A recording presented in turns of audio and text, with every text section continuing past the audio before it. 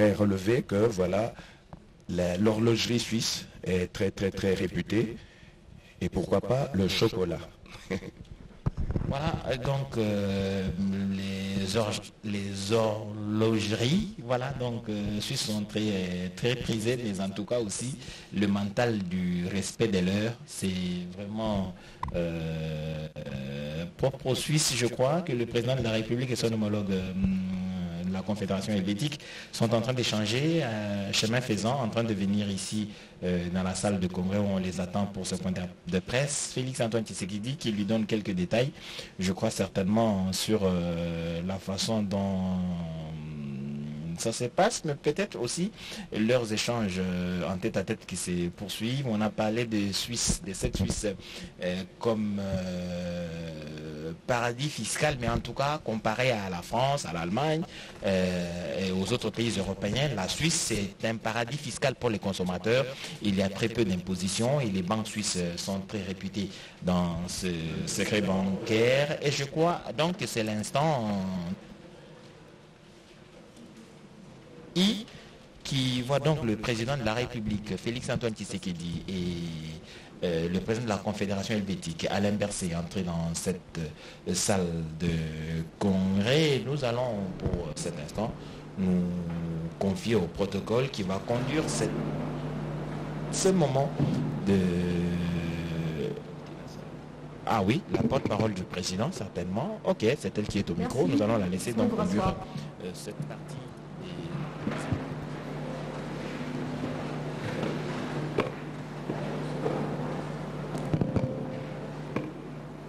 Excellences, Monsieur le Président de la République, Excellences, Monsieur le Président de la Confédération helvétique, bienvenue à ce point de presse.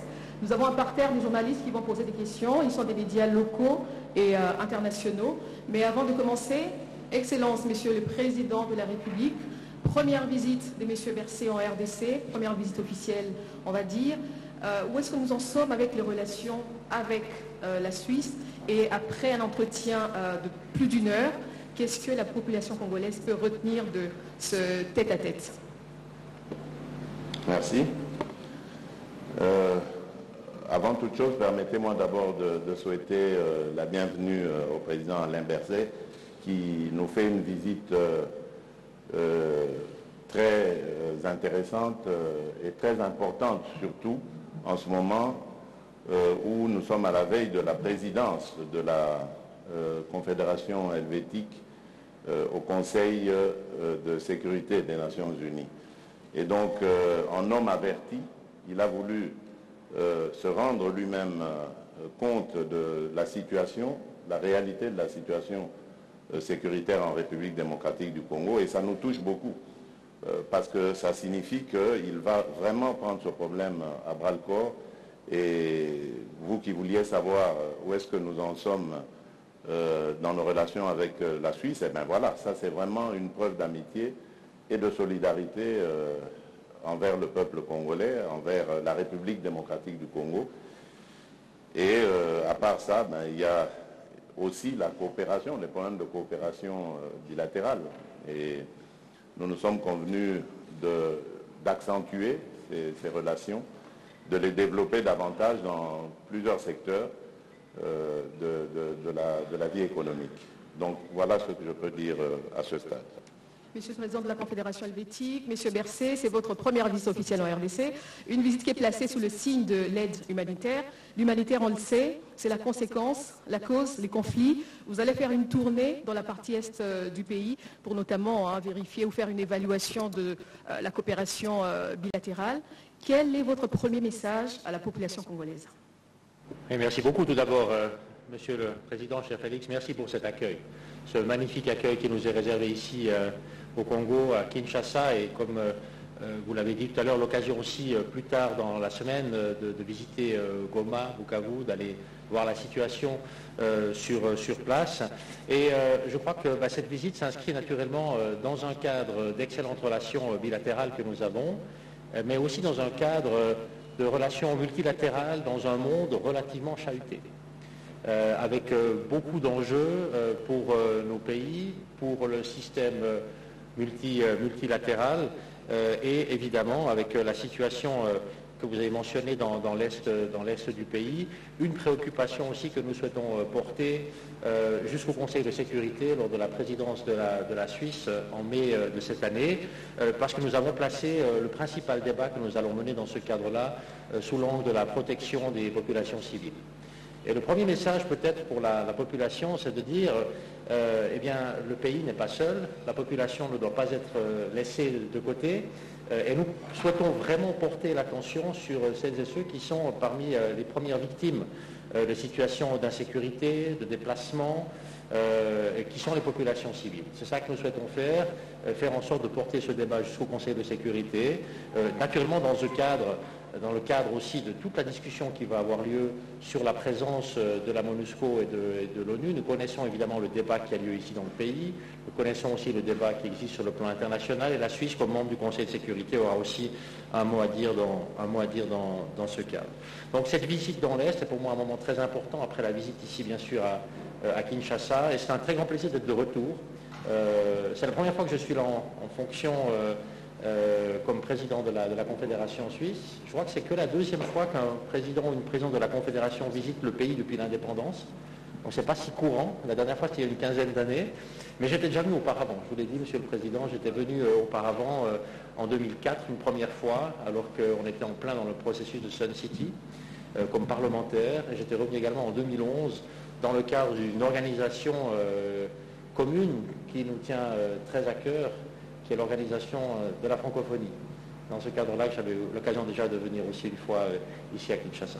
Alors, bienvenue à nouveau en RDC. Nous allons prendre les questions. Nous commençons par M. Kamanda Wakamanda de RFI. Monsieur le Président, je voudrais m'adresser personnellement au Président de la Confédération helvétique qui arrive en République démocratique du Congo pour une assistance humanitaire, si j'ai bien compris. Et j'aimerais savoir si la Confédération helvétique qui va accéder à la présidence du Conseil de sécurité, comme le président Félix Tshisekedi l'a dit, j'aimerais savoir si c'est un signal ou c'est une façon d'annoncer les couleurs de sa gestion, de ce que sera sa gestion du Conseil de sécurité. Merci. Il y a les deux éléments. Vous l'avez mentionné. Il y a évidemment d'abord la question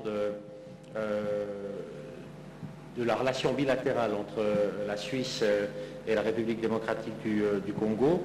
Nous avons une présence, la Suisse a une présence dans votre pays depuis longtemps. On met ici en œuvre de manière conjointe les instruments de la coopération au développement, mais aussi les instruments de l'aide humanitaire, de la politique de la paix, avec la contribution que nous espérons, que nous souhaitons la plus forte possible, pour être aux côtés de la République du Congo pour améliorer dans le fond la situation.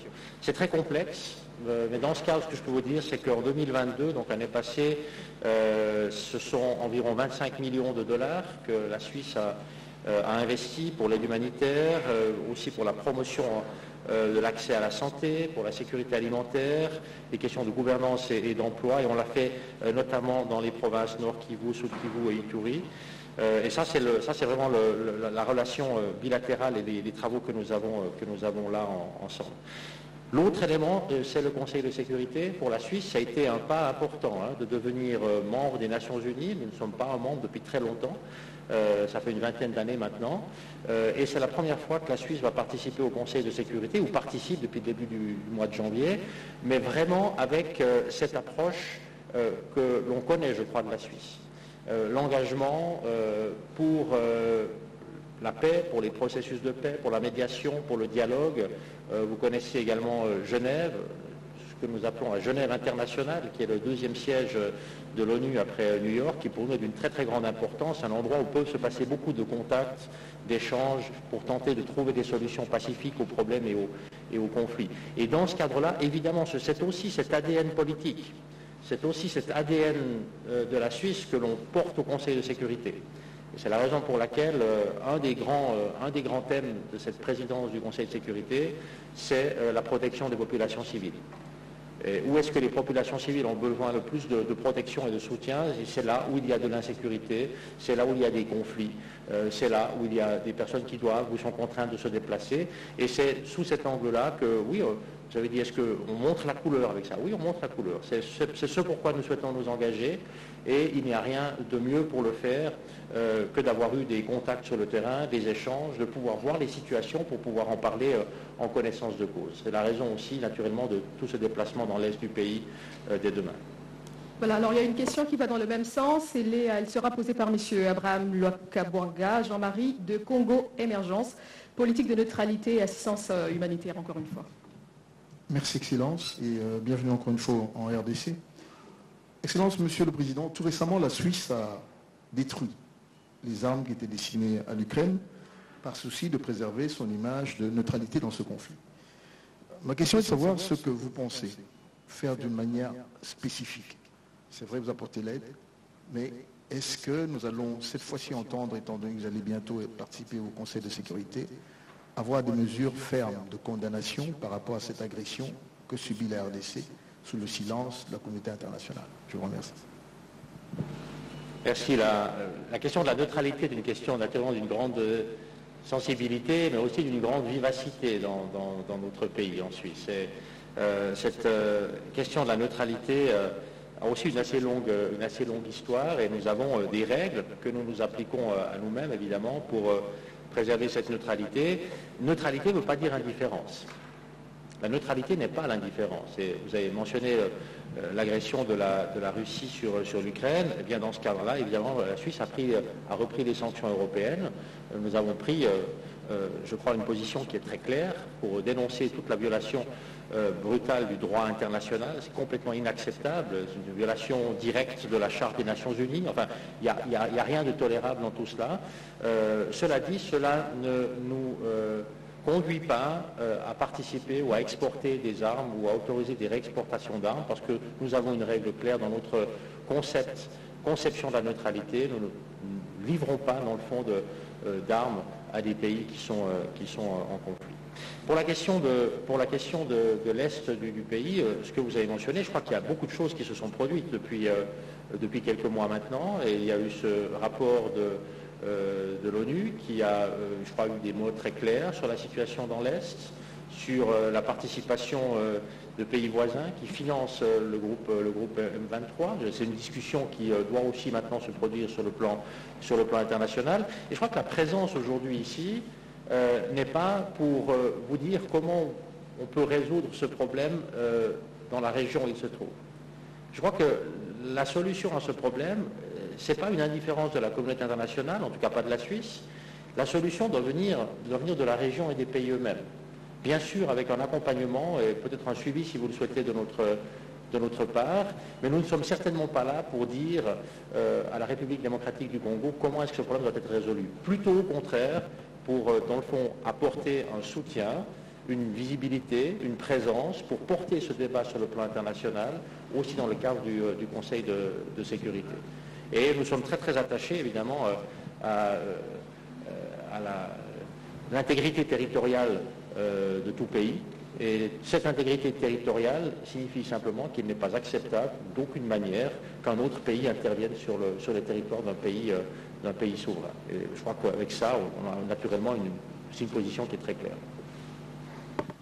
Merci beaucoup. La prochaine question est adressée à son Excellence, Monsieur le Président de la République démocratique du Congo. Elle est posée par Monsieur Paul Lorgerie de la radio suisse romande, non, RTS, hein, radio-télévision suisse. Oui, bonjour Monsieur le Président, Paul Lorgerie de la RTS. Ma question est pour vous, Monsieur le Président de la République démocratique du Congo. Aujourd'hui, dernièrement, il y a eu beaucoup d'évolutions, notamment à l'Est et autour de la ville de Goma.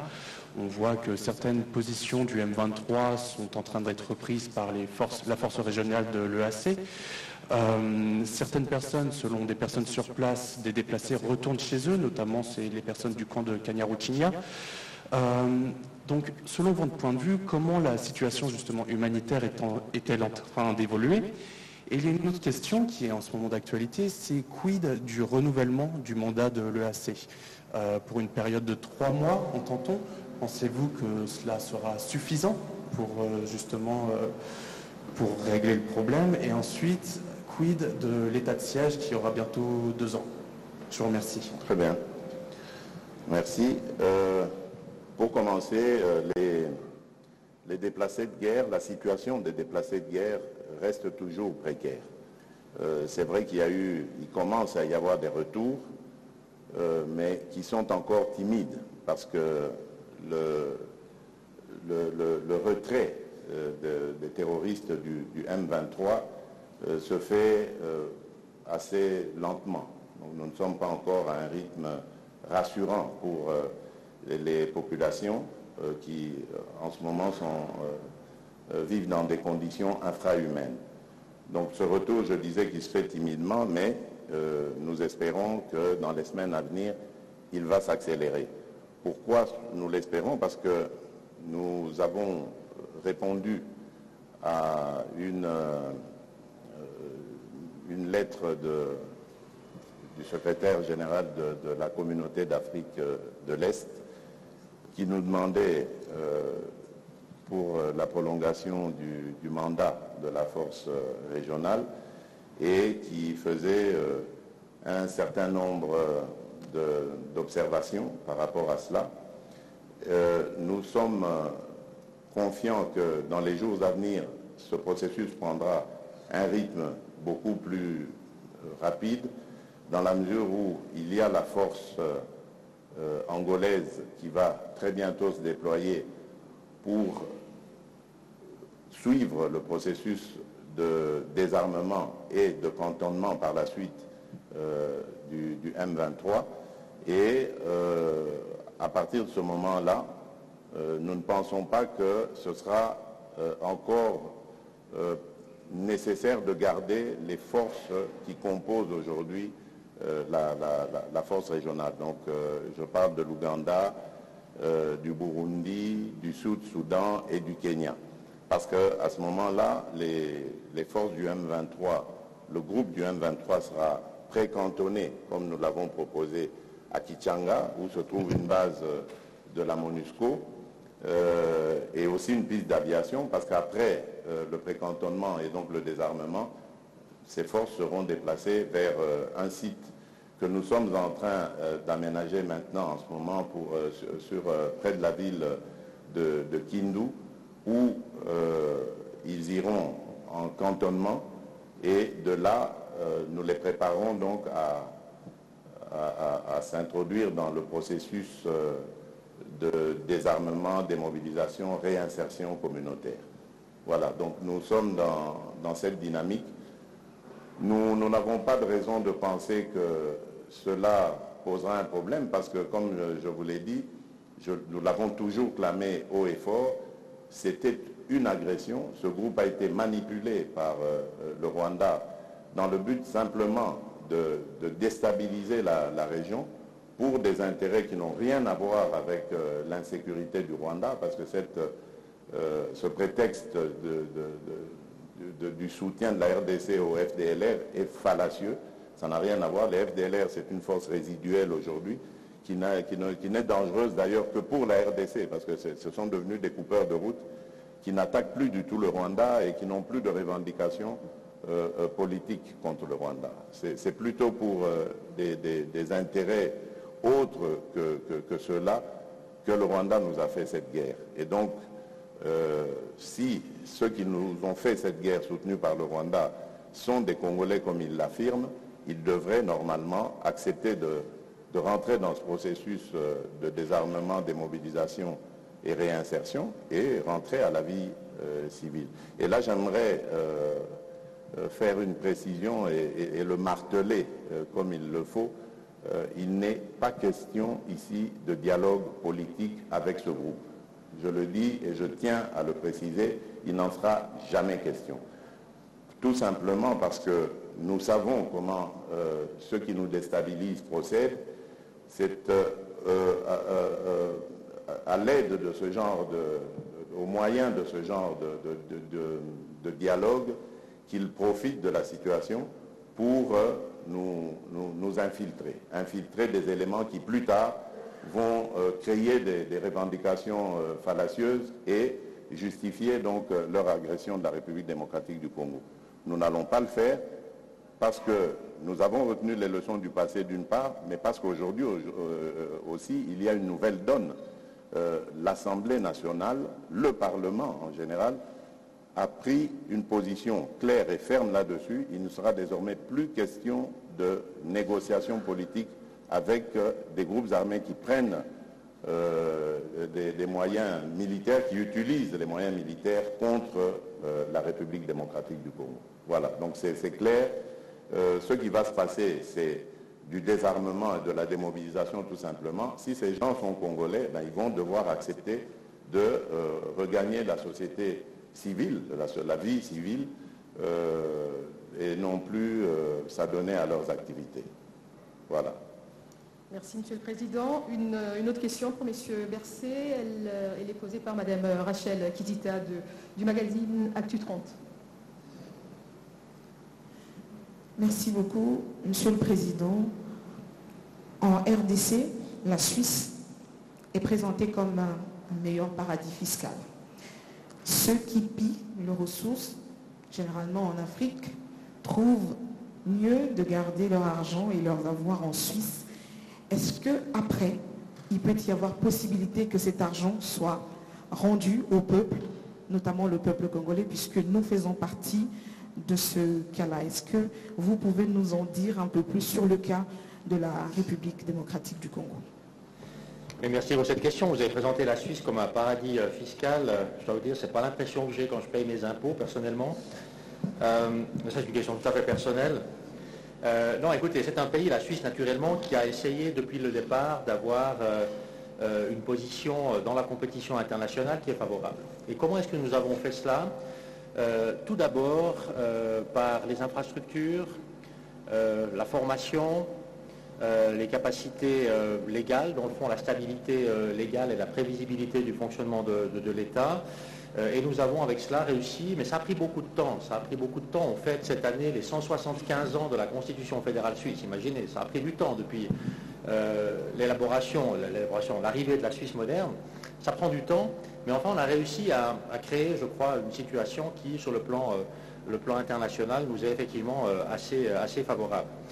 Cela dit, sur le plan fiscal, nous nous lions évidemment aussi à tous les efforts internationaux pour garantir une fiscalité qui soit durable et qui soit acceptable. Donc il y a maintenant un très grand projet de l'OCDE qui impose un taux d'impôt minimal aux grandes entreprises internationales. Nous avons naturellement tout préparé pour pouvoir appliquer ces décisions de manière précisément à éviter que la concurrence fiscale, dans le fond, détruise la base fiscale sur laquelle les États doivent aussi pouvoir se financer et fonctionner.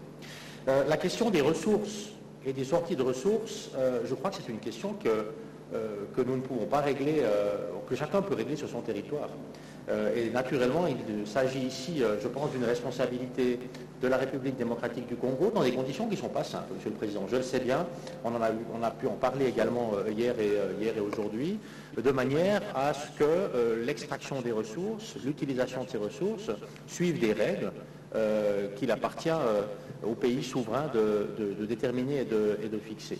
Ensuite, s'il y a des choses qui se basent sur une base illégale ou s'il y a des montants ou s'il y a des moyens qui s'échappent sur une base illégale, il y a aussi là un cadre dans lequel on peut entrer en contact pour résoudre les problèmes.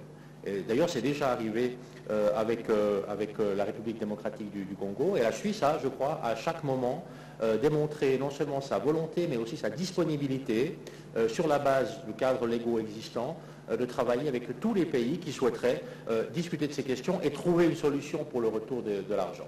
Donc nous sommes toujours ouverts et disponibles pour mener la discussion. Il faut évidemment que ça se passe dans un cadre qui a été défini, et nous avons ce cadre, et nous avons d'ailleurs une certaine expérience avec ce type de situation. Nous sommes toujours ouverts à ces discussions. Alors justement, la dernière question est dans le même sens. Je ne sais pas si elle a été vidée de sa substance. Si vous voulez toujours la poser, c'est le correspondant de TV5, et ce sera la dernière question. Merci. La question est simplement de savoir, oui, la question est simplement de savoir c'est que la République suisse a fait de l'argent qui était bloqué dans les banques suisses à l'époque du président Mobutu. parce que tout le monde se souvient qu'il y a eu des fonds bloqués. Est-ce qu'aujourd'hui, avec cette visite, les Congolais peuvent aussi dire qu'une partie de ces fonds ont été utilisés pour l'aide humanitaire ou ça a servi à autre chose? Merci. Merci beaucoup. Je connais naturellement cette situation et ce cas, et c'est une question plus précise que la question précédente. Je donne volontiers quelques éléments à ce sujet. En fait, vous parlez d'une situation qui s'est présentée à la fin des années 90.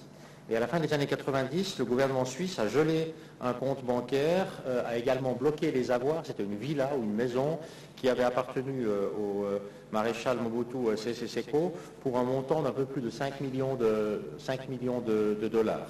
Et alors, à cette époque, la RDC n'avait pas engagé de procédure pénale pour retrouver ses biens, elle n'avait pas non plus confisqué ses biens, et la Suisse a essayé d'aider, de soutenir ces processus malgré tout. La Suisse avait même mis à disposition un avocat suisse pour représenter la RDC dans une procédure pénale contre le maréchal Mobutu en Suisse. Mais ça ne s'est pas poursuivi. Et là, c'est aussi une question de responsabilité, une décision, j'imagine, des autorités de la RDC de l'époque qui n'avaient pas poursuivi les voies légales en Suisse jusqu'au bout. Nous avons essayé, la Suisse a passé 12 ans à essayer d'empêcher que cet argent ne retourne aux héritiers et qu'il puisse précisément être utilisé à d'autres fins ou revenir à l'État, mais ce n'est pas possible de le faire si l'État n'engage pas de poursuite. Nous avons fait tout ce que nous pouvions de notre côté et le cas s'est ainsi arrêté. Il n'y a pas de lien par contre avec le soutien de la Suisse et la présence de la Suisse sur le plan bilatéral. La présence de la Suisse sur le plan bilatéral, c'est une relation, j'allais dire, d'égal à égal entre deux pays souverains qui ont une longue tradition d'excellents contacts. Et il s'agit pour nous de simplement apporter une présence, un soutien dans des contextes particulièrement fragiles auxquels nous sommes attentifs. Et comme je le dis toujours, la Suisse n'est pas là pour vous dire comment il faut régler les problèmes. Nous essayons de faire ce que fait chaque pays souverain, c'est d'avoir la meilleure situation possible pour notre pays et notre population. C'est ça qu'on essaye de faire. Mais les contextes sont différents. Et c'est la raison pour laquelle nous pensons, nous Suisses, pouvoir aussi évidemment apprendre beaucoup de la manière dont les questions sont gérées ici en RDC, parce que les problèmes auxquels vous faites face ne sont pas les nôtres. On a des problèmes différents. Et ça, eh bien, cette diversité des problèmes fait que l'on peut beaucoup apprendre en étant à hauteur de vue, d'égal à égal, de comment est-ce que l'on fait de part et d'autre. Nous sommes très intéressés à apprendre aussi de la RDC dans ce cas. Nous sommes naturellement prêts aussi à livrer nos propres expériences sur nos propres problèmes si c'est souhaité de la part de la RDC. Et c'est dans ce sens aussi, je crois qu'il faut voir cet échange, ces contacts et la durée de ces contacts.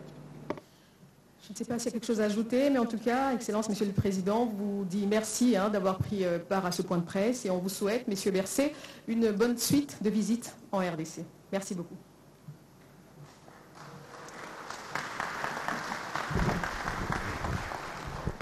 C'est donc terminé ce point de presse. Les questions ont été pertinentes. Nous avons retenu que la Suisse est bien neutre, mais elle n'est pas indifférente. Le président l'a dit.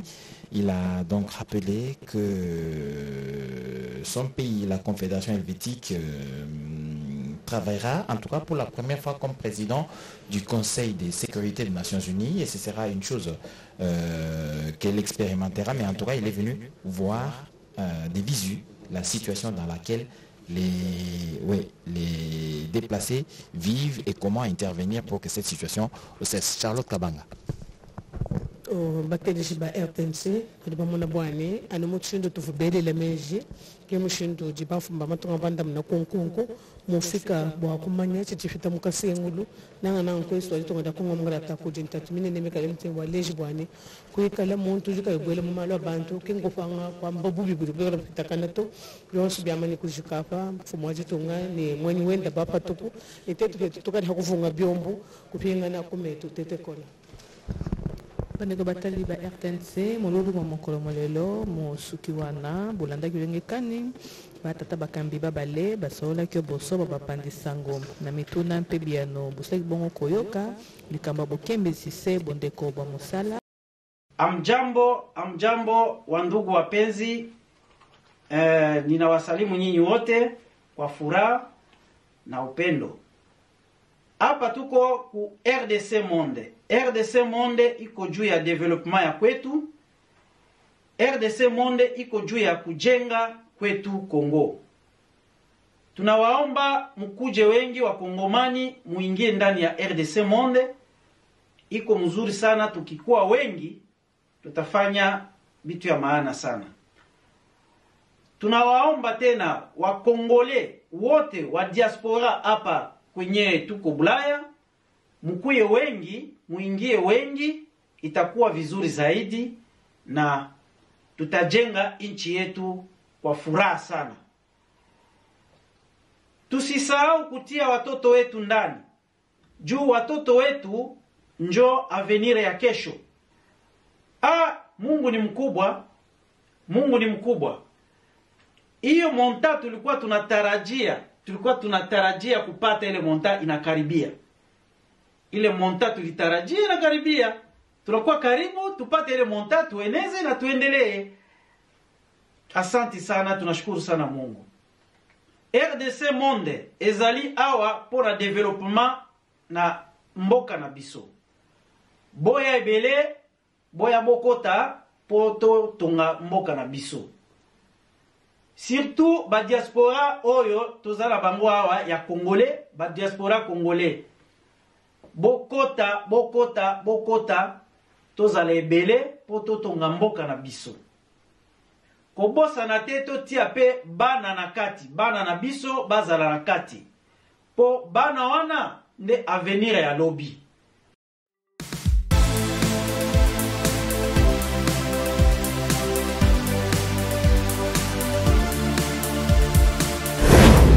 C'est Jean-Paul Toumba-Kanida.